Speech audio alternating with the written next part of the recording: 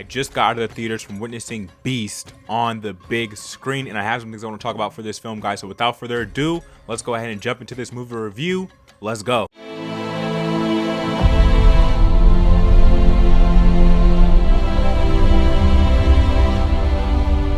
What's going on, you guys? The Demigod back on Demigod ET, bringing you another movie review for Beast 2022, a brand new Idris Elba film that's been in theaters for a few weeks, I want to say, up to the point where now, I've gone out and seen it. It took me a little while to get around to it, but I'm glad I did because I gotta say, it was a solid film. So first things first, this film stars Idris Elba, who takes his two young daughters out to the safari in Africa on a vacation so they can get a feel for the wildlife, explore, have some fun, and see where their father's roots kind of originated, and their mothers also, who happen to pass away by the time we're watching this film. And so they arrive in Africa, they meet Idris Elba's friend who happens to work on the safari and is an anti-poacher, and he ends up being their tour guide of sorts. He drives them out to the Sahara Desert, drives them out onto the safari, introduces them to lions and to the wildlife, and along the way, shortly after they leave the comfort of their vacation home, things start to go downhill inside of this film for our characters. Now, as soon as they get out on that safari, they come across some lions. They then come across a town that was attacked by a lion, and now they state in the movie that this is very unusual. You're wondering why this is happening, but it also relates to an opening scene with the film where poachers were hunting down what you would call a pride, which is a group of lions, a lion family you can call it. And after the poachers hunt down this pride, they leave one lion behind, and this lion decides to go ahead and get him some revenge and begins hunting everyone down, every human he could find out there in the desert. Now, as you can imagine, that's a pretty terrifying circumstance for our characters to find themselves in, and that is where all the drama, all the tension, all the anxiety comes from this movie. I definitely felt anxious during a lot of scenes in this film when the lion is just acting out, and it's just this force of nature. You can not really do anything to stop it. You're kind of at its will. You're kind of hoping things go your way, but man, it's high risk, very low reward here, and I really liked those elements of the film. I love the tension inside of here. It's so tense the entire time you're watching it when you're close to the lion, or when you're wondering,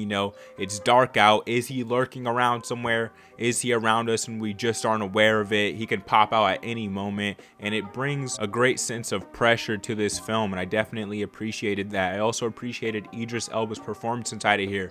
He's really solid inside of here. He plays this father figure role, this protector, who also, has some tension going on in the relationship with his daughter because she felt like he didn't do enough for the mother before she passed away. So there's an interesting dynamic there where, they're kind of bonding, but also kind of warring with each other, and I liked that inside of here. Also, the daughters did a fine job inside of here. Idris Elba's friend in the movie was really solid. I liked his addition to this film, along with the whole poachers versus anti-poachers layer that's going on in the background. So there was a nice, backdrop to this film, and this is a short film. It's about an hour and a half. It's not a long watch at the theater. I liked also the pacing inside of here. It was paced really well. We get right into the action after about 10-15 minutes into the film. It's almost non-stop action from then on into the end, and I definitely enjoyed that. I liked that it didn't sit with itself too long. It didn't make the audience wait too long to know, what's going to happen. It kept us in the film. It kept us going along with these characters. You felt like you were a part of their group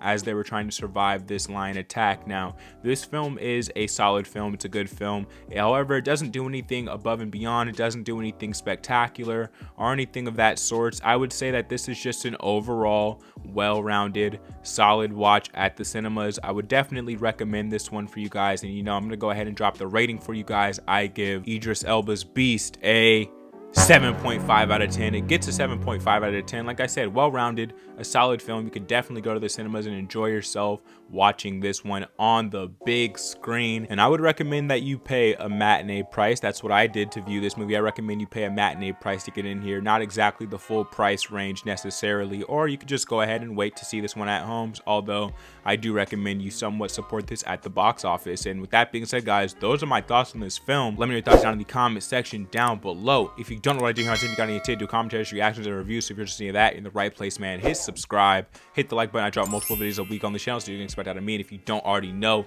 I am the Demigod, the chosen one, here on Demigod ENT, and I'm out of this thing, man. I'll catch y'all in the next video.